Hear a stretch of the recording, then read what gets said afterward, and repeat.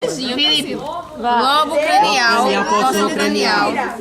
Lobo cranial, poção caudal. Lobo médio, lobo caudal direito. Isso da direita.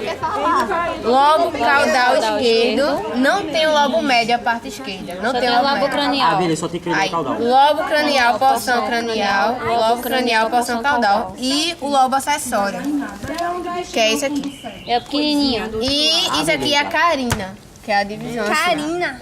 Ah, cara. Lembra de Janaína? Uma cartilagemzinha que tem antes de separar os brônquios. É a cartilagem. É a Karina.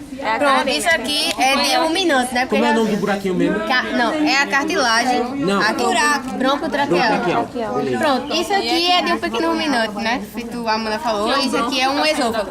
Aham.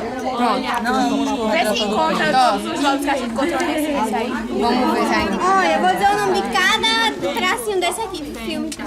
Tem, vamos Eu ver. filmo, peraí. Acho que é. Lobo cranial, poção cranial.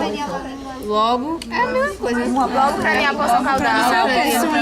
Lobo cranial, poção caudal. Lobo médio. E tudo direito, né? Lobo caudal direito. Caudal direito. Lobo caudal esquerdo. Lobo cranial, poção caudal. Lobo cranial, poção cranial. Cadê o acessório? E o Acessório é do lado direito só. Vá direito. O esquerdo não tem nem acessório. Ah, é ruminante. Vai pro lado direito, tá vendo? Ah, no ruminante. Aqui, entre o quê? Aqui isso é até o dedo. Isso aqui é o quê? Isso é a horta? Ei, velho, isso vai pro YouTube, viu? Uma coisa, pega errado. Ei, Vai pro YouTube, coloca hoje. Ei, na moral.